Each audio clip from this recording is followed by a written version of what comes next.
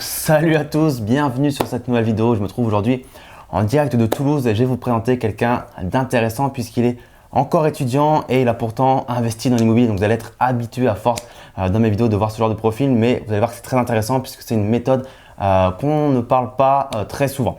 Alors avant qu'on commence cette vidéo, comme d'habitude, cliquez bien sur le bouton s'abonner ci-dessous. Vous allez pouvoir recevoir en avant-première toutes les prochaines vidéos et également lisez bien la barre de la description ci-dessous puisque j'ai un petit cadeau pour vous. Il s'agit d'un pack de bienvenue contenu 100% secret qui te permettra de commencer à amorcer ton indépendance financière.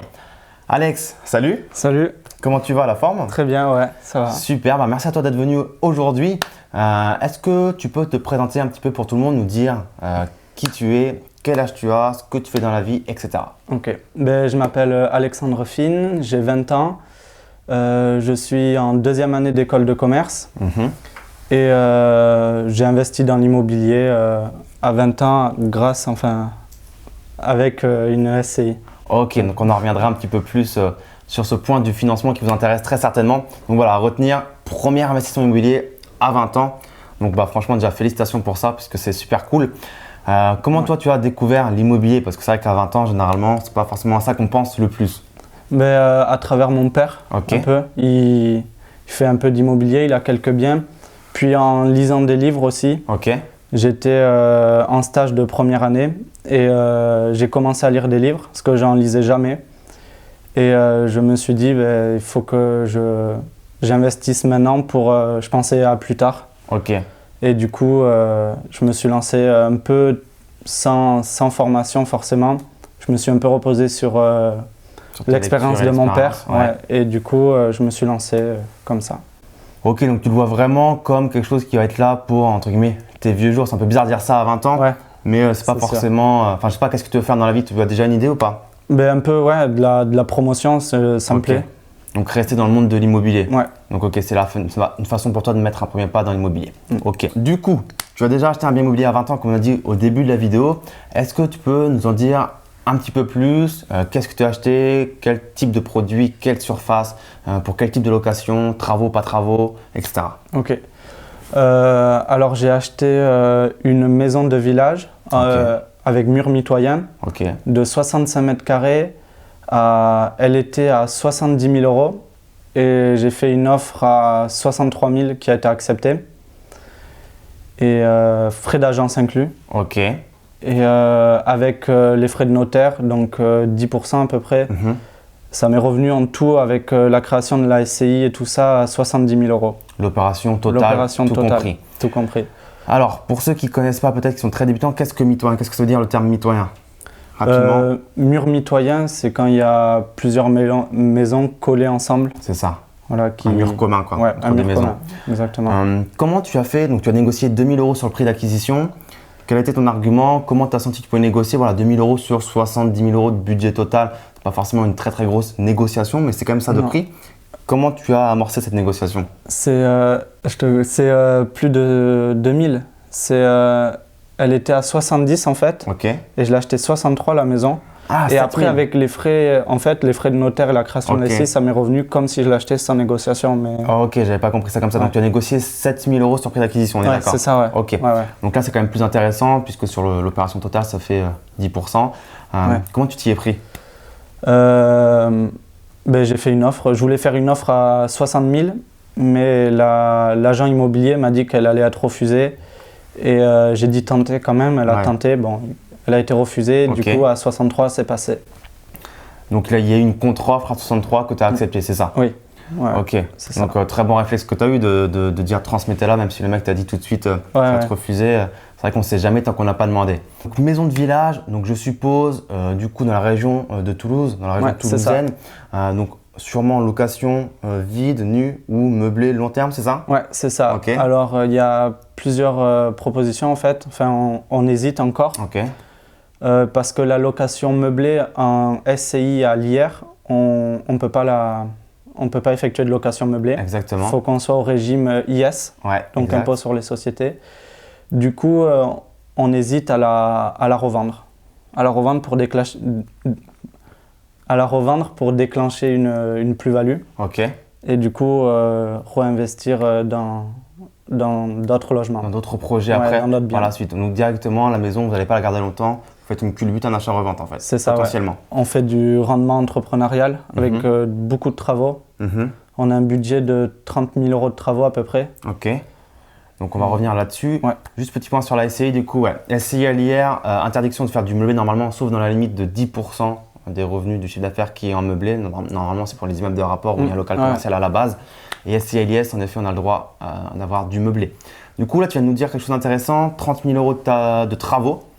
Qu'est-ce qu'il y a à faire dans cette maison? Tu as acheté quoi comme produit en fait? C'était pourri à l'intérieur? Alors, 30 000 € sur 60 mètres carrés, c'est ça à peu près? Ouais, c'est ça. C'est pas mal. Ouais. Alors en fait, le bien était loué en l'état à 450 € à peu près. Et c'était vraiment vieux. C'est une maison qui date de 1871, donc les bonnes maisons de village. Et du coup, je pète tout et je refais tout. Tu rénoves de A à Z quoi. Je rénove de A à Z avec un produit haut de gamme. Ok, donc tu gardes les bases, les fondations, le plateau comme on dit. Ouais, c'est ça. Une rénovation complète. Excuse-moi. Vas-y. Tu gardes une maison complète quand même à la fin, pas de division à la fin? Non, pas de division. Une maison complète. Une maison complète et j'ai cassé le plafond, tout. Ah ouais? J'ai vraiment... Sur un seul étage la maison? Deux étages. Ouais. Ok. Donc voilà, tu viens de nous dire que potentiellement tu allais la revendre. Mais si jamais tu vas la louer en termes de cash flow, est-ce que tu avais compté combien ça pouvait te rapporter cette maison? Oui. En termes de rendement, etc. Est-ce que tu as quelques chiffres? Alors en termes de rendement, je dégage pas de cash flow. Ok. De cash flow.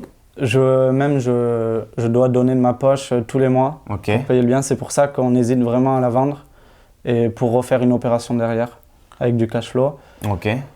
Et on perd à peu près 50 € tous les mois, il faut rajouter, pour payer la taxe foncière en fait. Ok, donc c'est pas grand chose, mais qu'est-ce qui fait que cette affaire, vous l'avez signée alors que je pense dès le début, vous aviez vu qu'il y avait ce petit cash flow négatif? Mais en fait, on n'avait pas anticipé les frais de la SCI. Ok. Tout ça. Après, il y avait plein de choses qu'on n'avait pas pris en compte, qui se sont rajoutées, comme les frais d'hypothèque aussi. Ok. Et du coup, voilà, l'assurance, tout ça, ça s'accumule et au final, on est plus sur un cash flow positif. Une mauvaise estimation des frais qui fait que ça a rendu le projet rentable en projet tout juste, et même non rentable de 50 €. Ok. Parce qu'on s'était formé du coup un peu trop tard. Sur le tas, ouais. Donc l'idéal, je pense, ça serait de revendre ce bien, d'autant plus qu'après une rénovation que vous allez faire qui est relativement énorme, 30 000 € de budget, c'est beaucoup. Il y aura beaucoup de plus-value à en tirer, je suppose. Ouais, enfin beaucoup, entre 20 et 30 000 €. Ok. Bon, c'est pas mal, mais c'est pas énorme. C'est pas un projet énorme, donc ça va quand même. Oui, ça. Bon, pour un premier projet, c'est pas mal. C'est relativement bien, c'est clair, propre. Du coup, parlons de quelque chose de très important, le financement. Je pense que beaucoup l'attendent. Comment on peut financer un bien immobilier alors qu'on est étudiant, qu'on n'a pas donc de revenus aux yeux des banques et faire une opération de 70 000 €? Quel est le secret entre guillemets? Alors, le secret, c'est comme je l'ai dit tout à l'heure, j'ai créé une SCI. C'est cramé un peu déjà. J'ai créé une SCI avec mon père du coup. Parce qu'au début, je suis allé voir la banque avec mon dossier de prêt et ils m'ont dit que c'était pas possible parce que j'étais étudiant, j'avais pas de revenus. Le seul moyen pour avoir un financement, c'était de créer une SCI avec mon père pour qu'il se porte entre guillemets garant, qu'il y ait une présence où il y a un peu plus de sécurité aux yeux des banques. C'est ça, en fait, voilà. Classiquement, quand on n'a pas la situation financière adéquate pour rassurer une banque, la solution, c'est de s'associer à quelqu'un qui a une solidité financière plus importante. Et du coup, la banque, elle regarde les deux associés et elle voit qu'il y en a au moins un qui peut assurer le remboursement de l'emprunt si jamais il y en avait un qui était défaillant ou s'il y avait un problème. C'est ça. Donc, super solution. Est-ce que ton père l'a bien reçu? Donc, tu nous as dit au début de la vidéo qu'il était un petit peu dans l'immobilier. Mais quand tu lui as proposé ça, parce que je suppose que ça venait de toi quand même l'initiative, qu'est-ce qu'il t'a dit? Il n'a pas trop réfléchi, il m'a suivi en fait dans l'idée, il m'a fait un peu confiance. J'ai fait une visite, on a refait une contre-visite pour qu'il voit le bien lui. Et après il m'a laissé un peu faire, il m'accompagne. C'est un peu plus moi qui gère tout ça, les travaux, les devis, tout ça. Et on va dire qu'il m'accompagne dans ce projet. Voilà, c'est ça. Il te suit. parce que ouais, voilà, ton père est déjà dans l'immobilier, donc forcément, tu n'as pas eu à le convaincre énormément. C'est ça. Sur cette opération que tu as réalisée, quelle est la chose que tu retiendrais le plus? Une petite erreur, un truc que tu as appris, quelque chose que tu ne pensais pas qui allait arriver, ou je ne sais quoi? Ce que j'ai retenu le plus, c'est vraiment se former vraiment. Okay. Parce que toutes les petites erreurs que j'ai faites, ben, ça a fait que j'ai pas de cash flow positif. Et j'aurais été formé avant un peu mieux, notamment sur la SCI. Ben, on n'aurait pas fait ces petites erreurs et on aurait pu dégager un petit cash flow. Du moins que ça a une opération blanche. C'est ça. Donc super important, encore une fois, on ne le dit jamais assez, bien se former voilà, pour faire en sorte que l'opération qu'on va financer soit rentable à la fin. C'est quand même super important. Je pense qu'on investit quand même pour gagner de l'argent à la base et voilà. Mais au moins c'est bien parce que tu auras tout de suite un retour sur investissement via la revente du bien. Je pense qu'honnêtement c'est ce que tu devrais faire aujourd'hui. Hein. Prendre 30K et repartir, surtout tu es à la SCI avec ton père, donc le financement suivra par la suite. Oui, après c'est pas une opération perdue en soi, je suis gagnant. Donc sans compter l'amortissement du capital, sans compter la valorisation du bien via les travaux, bref. Tu ne gagnes pas forcément de l'argent sur le point du cash flow, mais tu en gagnes sur d'autres piliers, sur d'autres leviers qui sont tout aussi importants. Du coup, question bête je pense, mais est-ce que tu comptes continuer d'investir dans l'immobilier? Oui. Pourquoi? Je ne vais pas m'arrêter là. Mais, déjà, on en parle avec mon père parce que je suis encore étudiant, je ne peux rien faire tout seul. Du coup, j'ai besoin d'un peu d'aide. Et du coup, si on revend le bien, ben, ça serait pour faire une autre opération par derrière. Top, enchaîner. Ouais, parce qu'à la base, ce qui était prévu, c'était d'acheter un petit appartement sur Toulouse où il y avait une semaine de travaux. Et les choses ne se sont pas passées comme prévu. Là, c'est gros travaux gros travaux sur 6 mois, même un peu plus. Du coup, c'est pas le même genre de projet, c'est clair. C'est assez lourd. C'est clair. Mais ça vaut le coup. Du coup, dernière question pour toi, Alex. Où est-ce que tu te vois dans 10 ans? Dans 10 ans, je me vois libre financièrement. Et après, toujours continuer de l'activité sur de l'achat-revente avec l'immobilier, me faire plaisir sur des petits biens et avoir une ou plusieurs entreprises. Voilà. Un succès qui cartonne. C'est ça. Ok, donc dans la continuité de ce que tu es en train d'entreprendre en tout cas. Exactement. Ok, en tout cas, merci à toi pour cette petite vidéo. C'est super cool. Aussi. Si vous avez aimé cette vidéo, comme d'habitude, mettez un petit pouce bleu ci-dessous, commentez-la, si vous avez des questions, on sera un plaisir de venir y répondre, partagez-la avec des gens qui veulent investir dans l'immobilier mais qui pensent que ce n'est pas possible. Et surtout, comme on l'a dit dans la vidéo, formez-vous. Donc aujourd'hui, voilà, si vous souhaitez investir dans l'immobilier, savoir comment repérer une bonne affaire, comment la financer, comment se passent les travaux, comment ça se passe chez le notaire, comment la meubler, comment louer, etc.